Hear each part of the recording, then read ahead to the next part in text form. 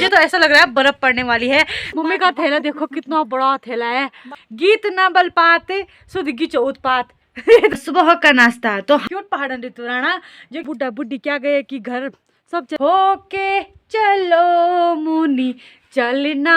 2 दिन से हमने गोबर नहीं निकाला था, कुछ काम करने का मन तो करता नहीं। राजमा दाल और चावल बस।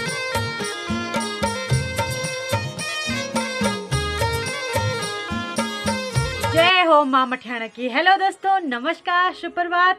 बड़ों को मेरा सादर प्रणाम, छोटों को जीव भरी का आशीर्वाद। Welcome back my YouTube channel cute पहाड़न ऋतु राणा, जो कि ग्राम माधगांव डिस्ट्रिक्ट रुद्रप्रयाग में पड़ता है। तो सबसे पहले मेरे ब्लॉग की शुरुआत हो रही है 8 बजे से, यानी कि सुबह की ताजी सी गुड मॉर्निंग से। तो दोस्तों सबसे पहले मौसम देख लीजिए आप। आज मौसम एकदम साफ है, खिलखिलाती धूप लगी हुई है और हरे भरे खेत में खिलखिलाती पीली सी धूप। अरे वाह, गजब का नज़ारा है हमारे पहाड़ों का। और सूर्य देव जी काफ़ी बीच में आ गए हैं आज। इसका मतलब मैंने आज थोड़ा लेट की मौसम के बारे में बताने की। जय हो सूर्य देवाय नमः। तो दोस्तों ये रहा हमारा सुबह का नाश्ता। तो हम पहाड़ी लोग हैं, इसलिए हम नाश्ता भी बहुत ही ज़्यादा करते हैं सुबह में, क्योंकि दिन भर काम करना पड़ता है। तो हमारे मुंडवा की रोटी, ये है दाल और ये है हमने पुलाव बनाया आज। अभी मैं अपने गौशाला में हूँ और यहाँ पर हमारी कन्हैया, सृष्टि और कुमकुम सारे घास खा रहे हैं और मेरी मम्मी भी यहीं पे आ रखी है। तो आज हम निकालेंगे गोबर को। तो 2 दिन से हमने गोबर नहीं निकाला था, तो यहाँ पर काफ़ी गोबर हो रखा है। तो गोबर को थैले में भरेंगे, उसको शाम के टाइम कहीं और ले जाएंगे खेतों में। तो दोस्तों यहाँ पर है हमारा धनिया, लहसुन वगैरह, और मुझे यहाँ से ले जाना है धनिया वगैरह, क्योंकि आज हम बना रहे हैं कुछ खास चीज़। ये देख लो भाई, घर में धनिया का स्वाद ही कुछ अलग होता है। जो घर का धनिया होता है उसका स्वाद ही कुछ अलग होता है भाई। तो गाइज हमारे दिन का खाना तैयार हो गया है और खाने में बनाया हमने राजमा दाल और चावल। बस आज खाने में इतना ही है। तो आज भयंकर ठंड भी लग रही है, तो गर्मा गर्म खाना खा लेते हैं एक बार।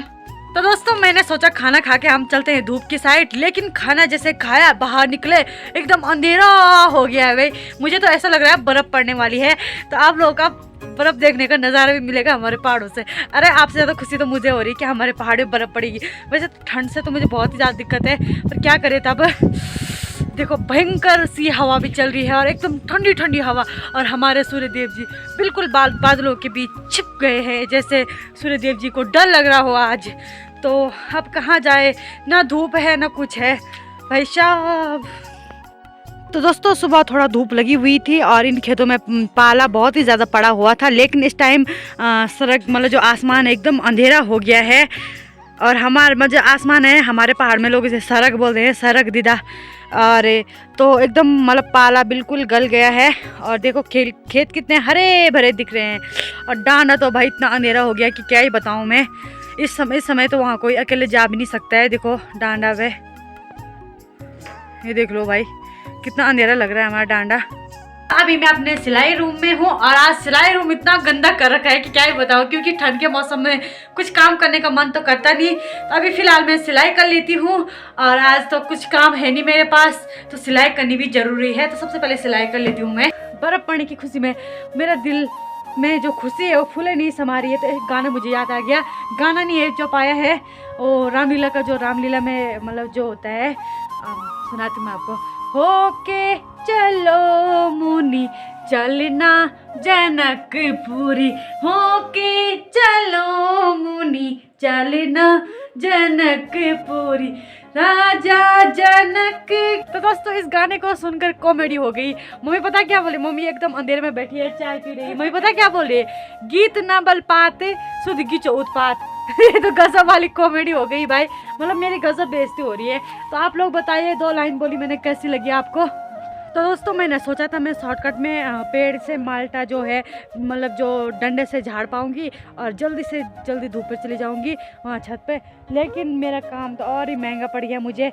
मैंने जैसे ही पेड़ से मतलब जो डंडा होता है उससे माल्टे पे मारा, माल्टा सीधा घिर के तीसरे वाले जो एक खेत है यहाँ पे, तीसरे वाले खेत में पहुँच गया। तो भाई इतना महंगा पड़ गया मेरा काम है। तो अब उस वाले खेत में जाने में मुझे 2 माल्टे लेने, बहुत ही बड़े बड़े माल्टे हैं। तो कैसे जाऊँगी मैं, उफ।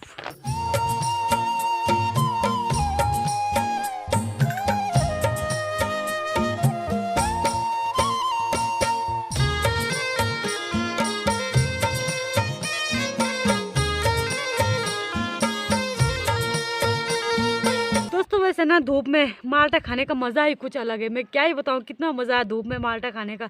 उफ, जो मतलब जिनके पास संतरे नहीं है वो लोग तरस रहे होंगे संतरों के लिए, लेकिन हमारे पास तो बहुत ही ज़्यादा है क्योंकि पापा जी ने बहुत ही पेड़ लगाए हैं। पापा जी या दादाजी ने जो हमारे बड़ा वाला पेड़ है वो दादाजी ने ही लगाया है। देख लो इतने बड़े बड़े संतरे हैं भाई, गजब की बात होगी।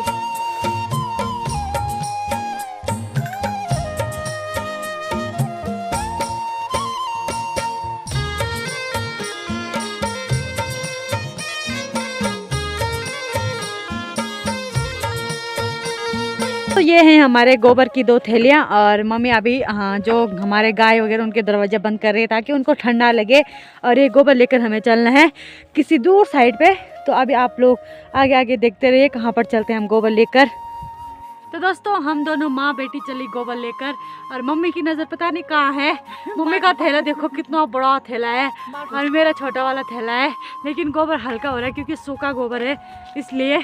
फाइनली हम आज ही देवता के मंदिर में पहुंच गए हैं और आज काफ़ी दिनों बाद ही देवता का मंदिर मेरे ब्लॉग में दिखने को मिला। जय हो ही देवता की, जय हो।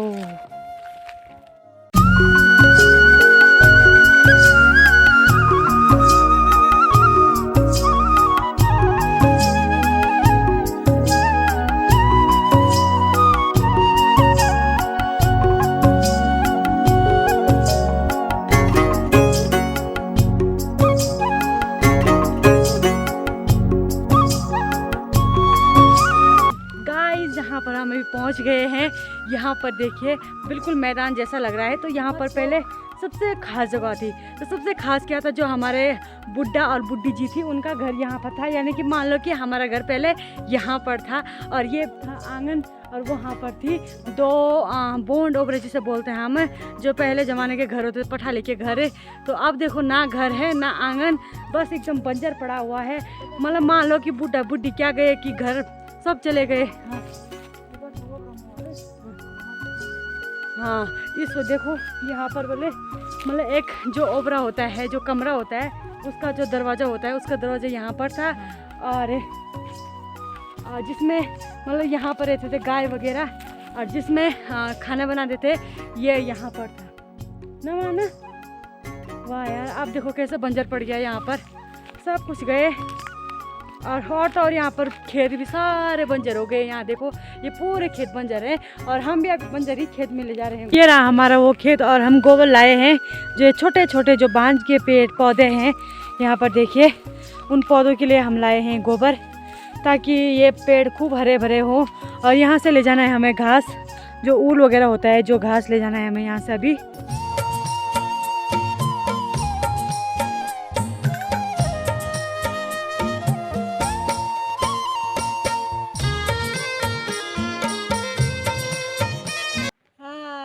तो दोस्तों हम चले घर के और ये मम्मी का भारा भयंकर भारी हो रहा है और ये मेरा भारा, हमने थोड़ा बहुत भीमल भी निकाला है इसमें और मम्मी मुझे छोड़कर चली गई। तो दोस्तों यहाँ का नज़ारा देखिए, ये ऊपर है मैसूर, ये है छेंदार और यहाँ जो पल्ली साइड है गारपल्ली साइड, इसे बोलते हैं धोडिंग। और ऊपर हल्का सा थोड़ा सा दिख रहा है वो है कंकाल। ये सारे जहाँ पर भी 3-4 हिस्सों में लोग बांटे हैं, तो ये सारे हमारे गांव के ही हिस्से हैं। और यहाँ पर आप लोगों को देखने को मिलेगा हर गांव हर घर पर एक एक संतरे के पेड़ जरूर देखने को मिलेंगे आपको। ये हम पहाड़ी लोगों की खासियत है भाई कि हर घर में संतरे का पेड़ होना जरूरी है। दादी के घर चलते हैं। दादी ने एकदम अंधेरा किया हुआ है यहाँ पर, अगर लाइट नीचे है भाई लाइट। तो दादी क्या करनी है आज? तो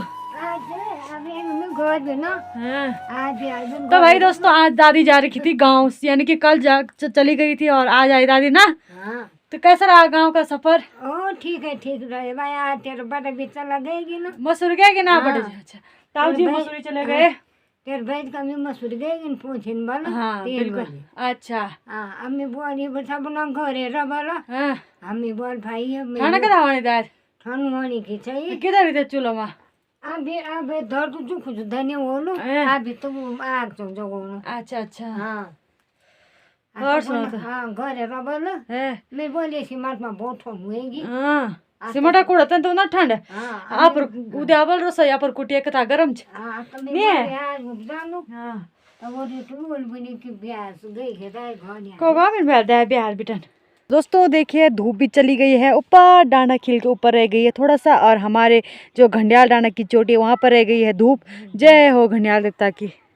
फाइनली हम घर पहुंच गए हैं। घर पहुंचने के बाद यहाँ पर अंधेरा सा होने लग गया है, धूप भी चली गई है। अब जाना है मुझे गाय के पास से लाना है दूध। तो दोस्तों आज का ब्लॉग इतना ही था और आज का ब्लॉग यहीं पर समाप्त करते हैं। मिलते हैं आपको अगले ब्लॉग में, तब तक के लिए शुभ रात्रि। जय माँ मठियाणा।